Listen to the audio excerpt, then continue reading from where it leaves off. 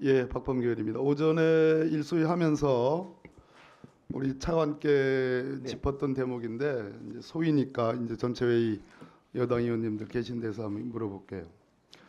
지금 전체 이 마약량이 세관을 통과해서 문제가 됐던 마약량이 얼마입니까? 단답으로 해주세요.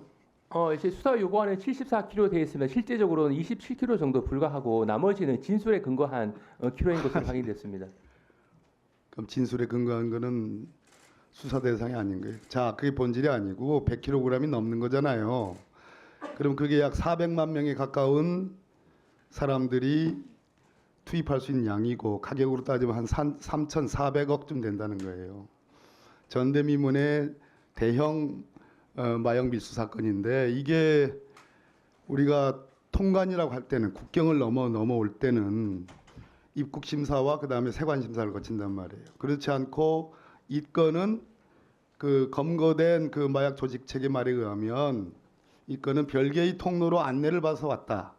하긴 그렇지 않으면 그 세관 검사들을 어떻게 통과하겠습니까? 별개의 통로로 안내를 받아서 왔다. 이 지점은 듣고 알고 계시죠? 네, 그렇습니다. 맞죠? 네, 그렇습니다. 자, 이것이 문제가 된 때가 언제입니까? 이게 23년 2월 달부터 있었던 사건으로 알고 있습니다. 그렇죠. 아직도 이 백혜령 경정이 이걸 적발해낸 거 아닙니까? 들어와서 유통되는 과정에 이 마약의 전부가 다 수거된 것도 아니잖아요. 압수된 것도 아니잖아요. 그러면 시중에 다 대한민국 전체 유통돼 가지고 지금 막고 있는 것도 일부 있는 것이 현실 아닙니까? 그런 상황인데 윤석열 정부에서 특히 그 자리에 앉아있던 한동훈 법무부 장관이 지금도 생생합니다. 이 마약과의 전쟁을 명운을 걸고 정권의 명운을 걸고 싸우겠다라고 했습니다. 그런데 그해 11월 2023년 11월까지의 수사 경위만 나와 있지 그 이후에 수사 경위가 나와 있지 않아요. 맞죠? 네, 언론 통해서는 그렇습니다. 이 수사에 이 마약 밀수와 여기에 대한 외압 사건의 본질은 영등포 경찰서가 수사 주체입니다. 맞습니까? 네, 맞습니다. 백혜령 경장이 수사 주체입니다. 맞습니까? 맞습니다. 네네. 백혜령 경장이 지금 어디가 있어요? 파출소에 전보가 돼 있죠. 네, 그렇습니다. 좌천돼 있죠. 경찰서장인 김찬수 총경은 어디가 있습니까? 예, 용산 대통령실에 가 있죠. 네네.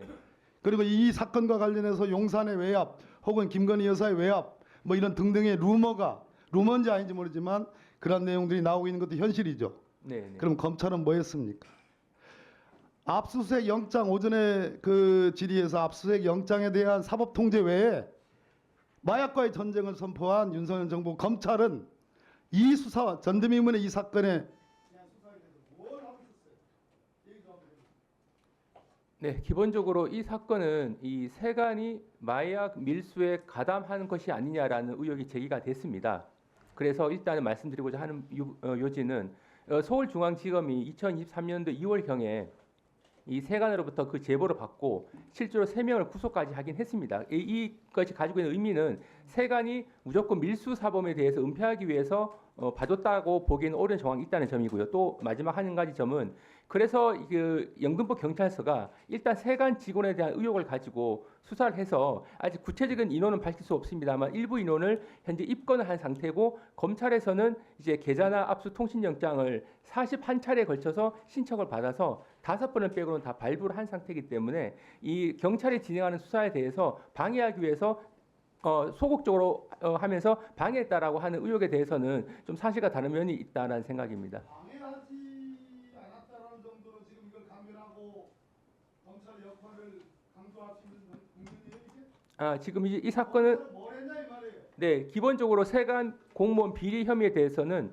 영등포 경찰서가 수사의 주체입니다. 그리고 검찰은 영등포 경찰서가 신청한 강제 수사 영장에 대해서 상당 부분 발부를 해줬습니다. 현재 상태로는 아직 영등포 경찰서가 입건한 세관 공무원에 대해서 사건이 송치가 안 된 상태입니다. 그래서 현재 검찰에서는 강제 수사에 대한 영장 신청이 들어오면 발부 청구 여부를 결정하는 역할을 해야 되고 나중에 사건이 송치가 되거나 혹시 불송치된다고 하면 기록 검토를 통해서 수사팀을 만들 생각은 없어요, 그럼?